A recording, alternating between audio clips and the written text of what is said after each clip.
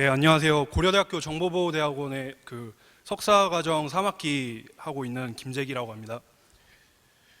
예, 오늘 발표할 내용은 다음과 같습니다. 먼저 간단하게 LTE 네트워크에 대해서 말씀드리고, 그 중에 네트워크 상에 존재하는 그 펜토쉘에 대해서 조금 더 알아보고, 그리고 펜토쉘을 만드는 제조사는 어디 있는지 알아본 후에, 그다음에 위협이 어떤 게 존재하는지 알아보고, 이제 최종적으로 이제 신정원 연구원이 재밌게 아마도 그 실제 취약점에 대해서 이제 다루는 내용을 발표할 예정입니다.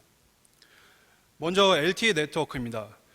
원래 그 전화라는 게 보면은 그 무전기 같이 서로 그냥 1대1 통신하는 것부터 시작됐다가 지금에 보면은 뭐 2G 폰부터 3G 그리고 현재는 이제 4G 이런 상태까지 왔는데요. 그래서 LTE가 뭔지 간단하게 살펴보면은 용어는 다음과 같습니다. 그 장거리의 뭔가 진화, 그러니까 롱텀 에볼루션이라고 되어 있는데, 즉 원래 3G에서 그 4G로 넘어오는 상태에서 이제 LTE라는 용어가 나왔습니다. 근데 그 LTE가 정확히 말하면 이제 4G는 아니고요. 그 3.9G라고 할 수 있는데요. 그 이유는 그 4G의 그 요구 사항이 있는데 거기에 대해서 다 충족을 못 시켰기 때문에 정확하게 따지면 뭐 3.9G라고 할 수가 있습니다. 그래서 국내 같은 경우에는 2013년도 9월부터 이런 LTE망이 이제 상용화되었고요. 뭐 KT, SKT, LGU 플러스 이런 통신 3사가 다 제공을 하고 있습니다. 그리고 여기서 가장 큰 이슈는 그 All IP, 즉 모든 기기가 이제 IP가 뭔가 부여가 된다는 거죠. 그래서 심리스한 상태로 해서 그 신호를 이제 IP로 교환할 수 있는 거고요. 그래서 이제 LTE에 관련된 소개를 드렸고요. 그리고 다음으로는 이제 LTE 네트워크입니다. 보시면은 엄청 복잡하게 보이는데 간단하게 생각해 보면은 기기가 있고, 그러니까 모바일 기기겠죠. 모바일 기기가 있고 각각의 이제 노드에 접속을 합니다. 그리고 노드가 그 통신을 할 수 있는 부분에 이제 여러 역할을 하는 서버를 붙은 다음에 이제 통신이 가능하게 되는 건데요. 이제 본 발표에서는 여기 부분 중에서 바로 나와 있는 그 펜토쉘과 관련된 부분을 좀 다루려고 합니다. 먼저 펜토쉘에서 보면은 용어가 계속 이렇게 나오는데 이 용어에 대해서 간단하게 짚고 넘어가겠습니다. 그 UE라고 나오는데 이 부분은 이제 모바일 디바이스, 즉 사용자들이 사용하는 이제 단말을 말하는 거고요. 그리고 SEGW는 이제 보안 게이트웨이를 말합니다. 즉 그 서비스 제공자, 즉 통신사겠죠. 통신사의 그 코어망에 그 경계가 되는 부분을 이제 이 보안 게이트웨이가 존재하는 거고요. 그다음 펜토 게이트웨이 같은 경우는 이것도 그 제공자의 네트워크 안에 설치되어 있는데 이거는 옵션으로 이제 설치가 되는 겁니다. 즉 펜토쉘과 관련된 뭔가 기능을 하기 위해서 자체적인 기능을 제공하거나 아니면은 모바일 코어망과 뭐 상호 통신을 하기 위해서 이제 하는 거고요. 그리고 이제 마지막으로 HMS 같은 경우는 HMB, 즉 이게 펜토쉘을 말하는 건데요. 즉 펜토쉘을 관리하는 시스템입니다. 예를 들어서 뭐 펜토쉘 뭐 소프트웨어 업데이트 같은 그런 기능을 하고 있는 것입니다. 그래서 계속 펜토쉘에 대해서 말씀드렸는데 펜토쉘이 뭔지 조금 더 알아보도록 하겠습니다. 말씀드리자면은 이제 초소형, 저전력 이제 기지국을 말하는 겁니다. 그게 왜냐면은 이제 서비스 지역이 나가는 부분이 있는데 그 장애 지역이라고 하죠. 그런 부분의 경계를 그 무너뜨리기 위해서 하는 거고, 그 펜토쉘이 커버하는 범위는 10m에서 12m 정도 됩니다. 그리고 아까 잠깐 앞에서 용어를 설명드렸는데 거기서 보면은 HMB라고 했는데 그 HMB라고 한 게 그 3G 그 표준에서는 이게 홈 노드 B라고 해서 펜토쉘을 정확하게는 HMB라고 부르고 있습니다. 그런데 이제 LTE 와서는 이 HMB가 아니라 뭔가 더 진화됐다고 해서 이제 HMB 이렇게 해서 홈 이볼브드 노드 B라고 이제 불리고 있고요. 그리고 또는 이제 뭐 간단하게는 소형 셀 이런 식으로 이제 불리게 됩니다. 그래서 펜토쉘이 하는 역할은 기존의 기지국이 하는 것과 비슷한데요. 즉 이제 모바일 전화 서비스도 제공하고 3G나 뭐 LTE 그런 신호도 제공하고 그리고 라디오의 자원을 관리합니다. 그리고 또한 IP도 전송이 가능하고요. 그리고 퀄리티 오브 서비스도 관리를 하고 추가적으로 뭐 방화벽 같은 기능도 제공을 하고 있습니다. 그런데 이런 펜토쉘이 왜 사용이 되는지에 대해서 좀 다뤄볼 필요가 있는데요. 왜냐하면은 기존에는 기지국이 있는 상태에서 그냥 1대 N 통신을 할 경우에 부하가 생기게 됩니다. 왜냐하면 요즘 같은 시대에는 여러분들이 사용하고 있는 그 모바일 기기뿐만 아니라 뭐 패드나 태블릿 PC 같은 것도 있기 때문에 그런 통신을 할 일이 자주 있거든요. 그렇게 되면서 이러한 소형 기지국이 필요하게 된 것입니다. 그래서 이제 그 장애 지역의 이제 문제를 이제 극복하려고 다음과 같은 이제 펜토쉘을 사용을 하는 거고요. 이제 다음으로는 펜토쉘을 만드는 제조사에 대해서 말씀드리겠습니다. 그 펜토쉘은 아무래도 그 통신 장비다 보다 보니 그 여러 가지 통신사에서 이제 다음과 같이 제공을 하고 있습니다. 근데 실제로 그 해당 통신사에서 장비를 만드는 건 아니거든요.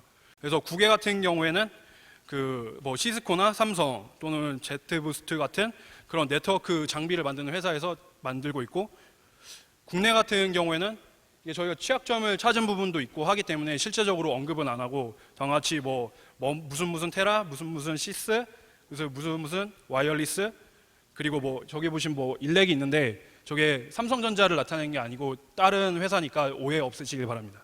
네, 다음과 같고요. 그래서 국내는 그래서 이러한 제조사에서 만들고 있는데 여기에 대한 이제 취약점, 즉 위협, 어떠한 보안 위협이 있는지에 대해서 살펴보도록 하겠습니다. 먼저 스니핑 네트워크, 즉 네트워크 상의 정보를 이제 스니핑하는 이슈가 발생할 수 있는데요. 여기서 그 SEGW 같은 경우는 IP색으로 이제 암호화가 되어 있습니다. 그런데 이제 이것을 스니핑한다고 해서 바로 볼 수는 없겠죠. 그런데 펜토쉘 자체를 이제 뭔가 해킹을 하게 되면은 이러한 부분도 이제 극복을 할 수가 있는 거고요. 그리고 리플래싱 커스텀 펌웨어, 즉 커스텀 펌웨어를 이제 삽입을 하는 건데요.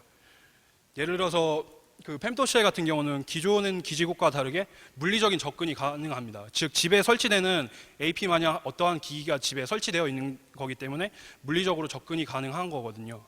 그래서 실제적으로 논문에서 웨포나이징 펜토쉘이라고 해서 펜토쉘을 조작을 한 다음에 공격 장비로 만드는 것까지 성공을 한 사례가 있었습니다. 그리고 그 망의 직접적인 공격을 가하는 이런 시그트렌 어택도 존재합니다. 그리고 추가적으로는 이제 펜토쉘에 연결된 그 기기의 정보, 즉 정보를 유출해서 개인 정보를 이제 공격자들이 확인할 수가 있습니다. 일종의 그 스파이 역할을 하는 거죠. 그런 것도 할 수 있고, 그리고 코어 네트워크에 여러 펜토쉘이 한 번에 그 도스 공격 마냥 악의적인 코드를 실행시키게 되면은 그 코어망에 부하를 줄 수 있기 때문에 공격을 가할 수도 있게 됩니다. 예, 그래서 다음과 같은 이런 취약점이 존재하고요. 근데 이러한 취약점의 가장 큰 문제는 이러한 부분이라고 생각하는데요. 즉 겉에 그 통신 서비스를 제공하는 거는 뭐 통신 3사겠죠. 통신 3사에서 이런 펜토쉘을 제공을 하는데 겉에 그 안에 속에 그 알맹이를 보면은 실제적으로 그 통신사에서 만드는 게 아니라 제조사가 따로 있다는 거거든요. 그래서 망에 대한 이해가 부족하다 보니까 그 구현상의 문제가 발생해서 이제 취약점으로 이어지는 것입니다. 그래서 실제적인 이게 예인데요. 저희가 대상으로 잡았던 그 펜토셀의 그 구조인데 여기 다음과 같이 보면은 동그라미 부분에 보면은 IP색이라고 해서 이제 암호화 처리를 해놓고 있습니다. 그래서 여기는 뭐 전체적으로 암호화가 통신을 할 때 암호화가 될 것처럼 보이지만은 실제적으로는 여기 관리하는 서버나, 그러니까 펜토쉘 매니지먼트 서버나 실제 펜토쉘에 대해서는 뭐 딱히 그 암호화를 한 부분이 없었기 때문에 저희가 조금 더 공격을 할 수가 있었고요. 그리고 뒤에서도 이 부분에 대해서 조금 더 상세하게 말씀을 드릴 예정입니다. 근데 연구를 진행을 하다가 이런 고민이 많이 들더라고요. 이게 어떻게 보면은 저희가 직접적으로 뭔가 서비스가 되는 거에다가 공격을 하는 거니까 이거에다가 공격을 가면 되나, 이런 약간 고민이 많이 들어서 이번 발표도 좀 고민을 많이 했습니다. 그래서 여기 하루 회장님이신 그 기태기 형님한테 여쭤봤거든요. 가서 막 소송 같은 거 당하면 어떻게 하냐 하면서 걱정했는데 그냥 뭐 걱정 말라고 하시고, 그래서 이제 용기를 내서 이제 발표를 진행할 수가 있었습니다. 그리고 추가적으로 저희 지도 교수님인 김승주 교수님께서 그 해당 통신사에다가 좋은 쪽으로 해서 취약점 보고서를 제공을 해서 이제 직접적으로 가서 이제 발표할 수 있는 기회도 이제 마련을 받았습니다. 그래서 실제적으로 해당 회사에 간 뒤에 그 다음과 같이 좋은 일을 하러 갔습니다.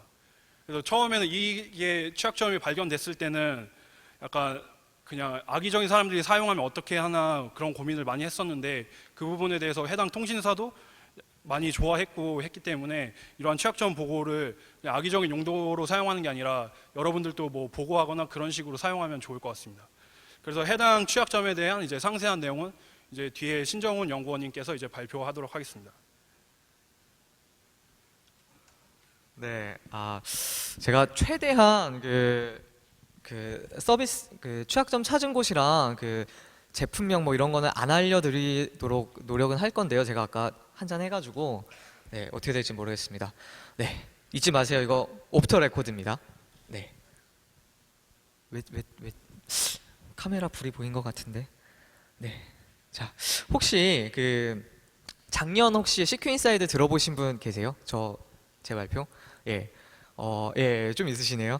예, 반갑습니다. 예, 사실 이 취약점은 제가 작년에 찾은 취약점입니다. 작년에 그 펜토쉘이 뭔가 해서 막 이렇게 찾다가 해서 나온 건데, 그때는 아마 디지털 라커랑 같이 그냥 간단하게만 루트 권한을 얻었다라고 그냥 간략하게만 해서 보여드렸었는데요.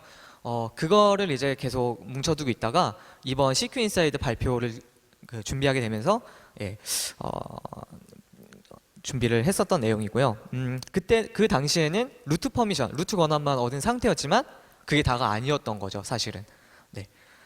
근데 오늘 이제 뒤에 나올 사진들이 그 거의 대부분 모자이크가 돼 있어요. 예. 그 점은 그 좀 이해를 해주시면 좋겠습니다. 아직 왜냐면은 그 패치가 완벽하게 되어 있지 않아가지고 현재도 지금 접속이 가능하거든요. 예, 접속도 가능하고 뒤에 제가 이제 해볼 것들이 아직까지 가능하기 때문에 네, 좀 그랬으면 좋겠습니다. 네. 일단은 그 제가 이 펜토쉘 해킹을 했다고 그 많은 분들한테 얘기를 하고 다니면 항상 그걸 먼저 물어봅니다. 디바이스를, 그러니까 펜토쉘 장치를 어떻게 구했어? 이거를 제일 먼저 물어보는데요. 사실 그 저랑 그 제 같이 연구한 김재기 친구는 펜토쉘 진열 장비를 구경조차 해본 적이 없습니다. 네. 어떻게 해킹을 했냐면요. 굉장히 쉬운 부분입니다. 처음 시도를 이렇게 했어요. 네. 처음 시도는 매뉴얼을 가지고 했습니다. 이게 무슨 말인지 혹시 이해하시는 분 계세요? 되게 어이없죠. 무슨 말이냐면은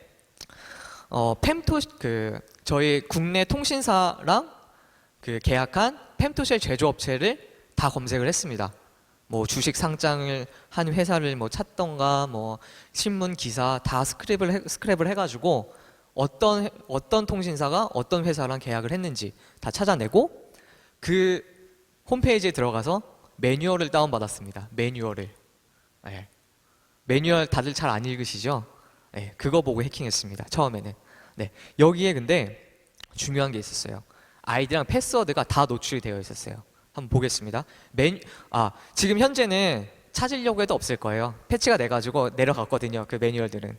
네, 네, 저런 식으로 제가 지금 가려놓은 거지만 루트고요. 그 아래 패스워드가 이렇게 가려져 있는데 여기 아이디랑 패스워드가 저런 식으로 그 매뉴얼에 써져 있었고요.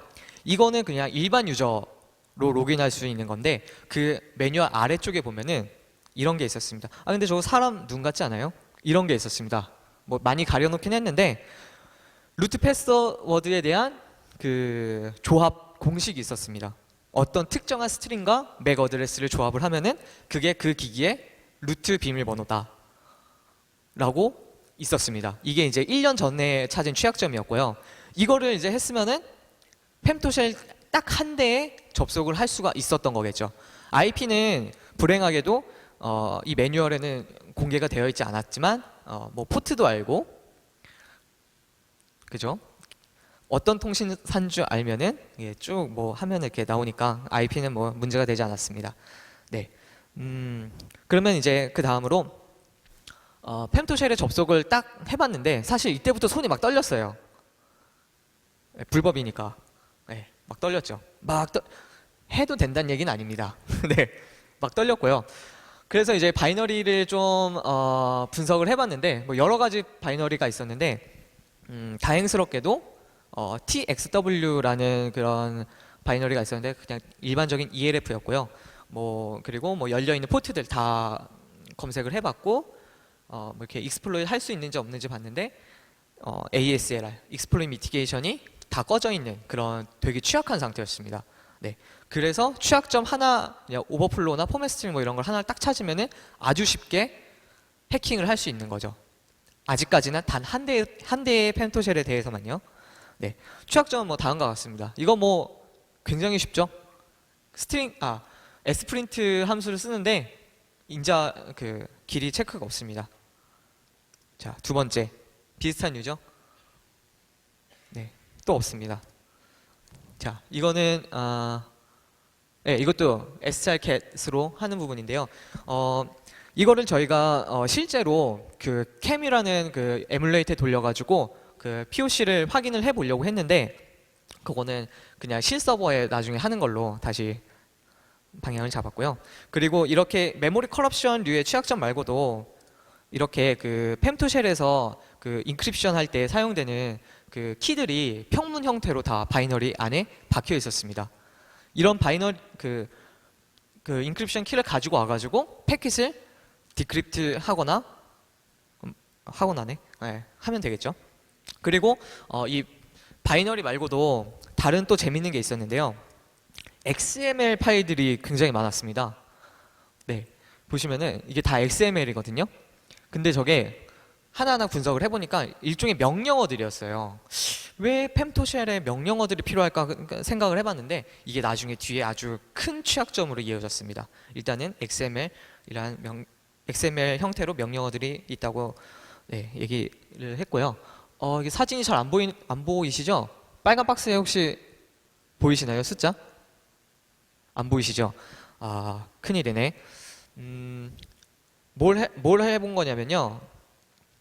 XML 개수를 세봤어요. 349개의 XML 명령어들이 들어 있었고요. 이거를 간단하게 보기 좋은 형태로 HTML 테이블 형태로 바꿔봤습니다. 한번 보여드릴게요.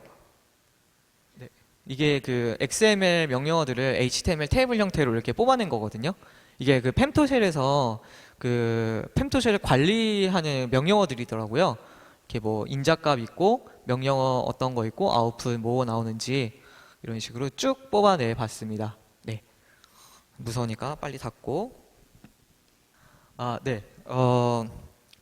아까까지는 펨토쉘 한 대에서만 했잖아요. 근데 궁금했었던 게 있었어요. 다른 펨토쉘들은 어떨까? 이래서 또 인터넷을 뒤졌죠.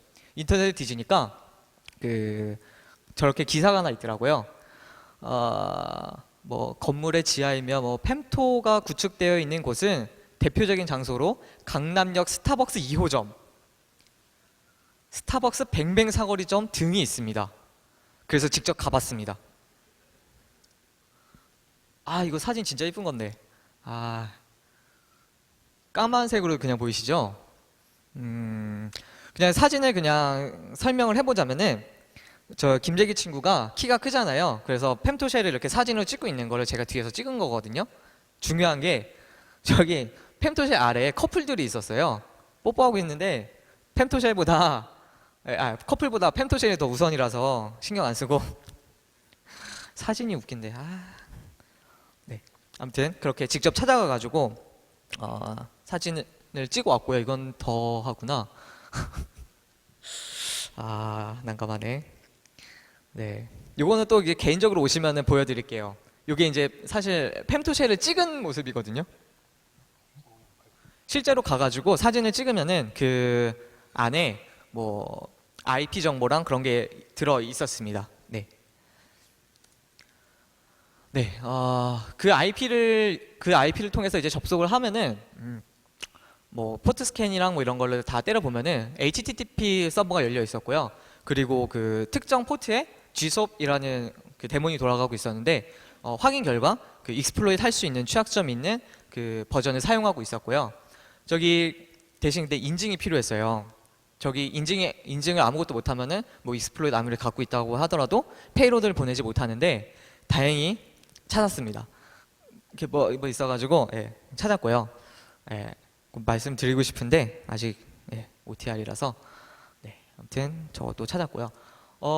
근데 여기까지 진행을 했는데 이 두 개만 가지고 발표를 하기에는 굉장히 좀 여러분들한테 미안한 거예요. 그때 정도의 그 CQ 인사이드 가격이 나왔거든요. 입장료가 10만 원이더라고요.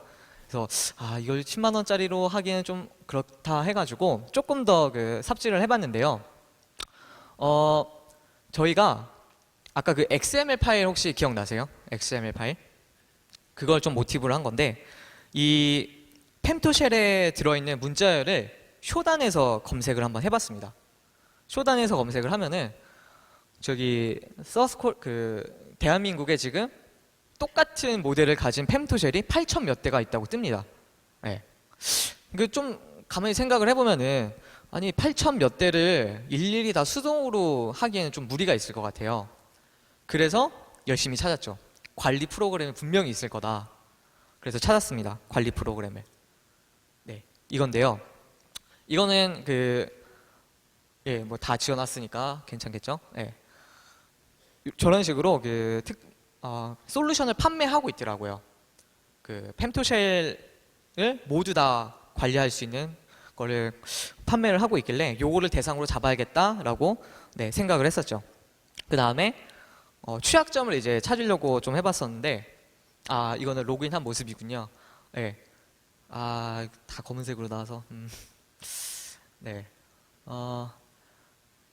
관리 프로그램에 로그인을 하면은 강남구, 강남역, 서울, 강원도, 경기도, 서울특별시, 제주도 이런 식으로 다 분류가 돼가지고 하나하나씩 다 관리를 할 수가 있었습니다.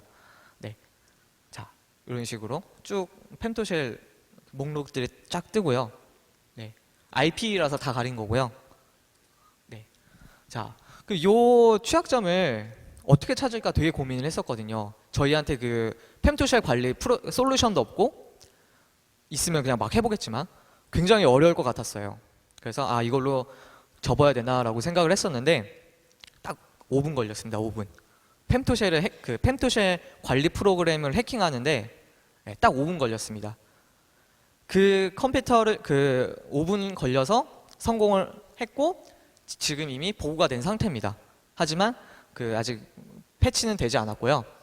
처음에 저희가 들었던 생각은 펜토쉘 관리 프로그램이니까 그냥 펌웨어 안에 있는 정보로 펜토쉘 관리 프로그램으로 로그인할 수 있지 않을까라고 생각을 했었는데 맞는 정보가 하나도 없더라고요. 실제로도 그랬고요. 예, 그래서 다음은 좀 퀴즈인데요. 퀴즈 조는 사람 많은 것 같아서. 네, 이거 혹시 무슨 숫자인지 아시는 분? 게싱도 괜찮아요. 커피 교환권 걸려 있습니다. 네, 손 들고 네.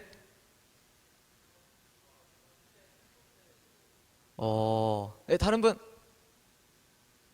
다른 분? 네? 땡.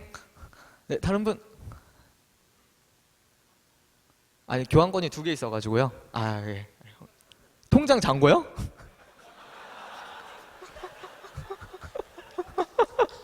박수 누구야? 네, 처음에 말하신 분이 맞았습니다. 저 관리 프로그램 하나 해킹하니까 그 안에 7,246대의 펜토쉘 정보가 다 들어있더라고요. 물론 다 루트로 접근 가능했고 아무튼 그랬습니다. 네. 네, 이제 데모를 좀 보여드릴 시간이 왔는데요. 이거거든요. 이게 지금 펜토쉘 관리 프로그램 안에 있는 펜토쉘 정보를 토대로 저희 한반도 지도에 찍어본 겁니다. 이렇게 서울 부분이 왜 없냐고 물어보실 분들도 있을 텐데요. 이거는 정보가 위도 경도 값이 있는 정보만 이렇게 딱 뽑아가지고 하니까 보통 대구랑 여기 아래 잘 안 보이네. 거제도 쪽에 하나 있고 대구 쪽에 펜토쉘이 많이 이렇게 분포가 되어 있더라고요. 네, 이렇게 있었고요. 네, 그리고 SMS 펜토쉘 안에서 저희가 스니핑을 좀 해봤어요. 그러니까 결과물로 이렇게 좀 생소한 프로토콜이 나와 있었고요. 분석을 해보니까 원래 저 id-nas-pdu라는 것에 SMS 평문 메시지가 들어있어야 정상인데 이 펜토쉘 안에서는 다 암호화돼가지고 SMS 문자 메시지가 암호화되어 있어가지고 통신을 하고 있었고요. 근데 저희가 펜토쉘을 아예 획득을 해가지고 가지고 있어가지고 패킷 분석을 통해서 이런 거를 찾을 수 있었습니다. 암호화에 사용되는 알고리즘이랑 시큐리티 키를 얼마든지 이렇게 알아볼 수 있는 형태로 이렇게 볼 수가 있었고요.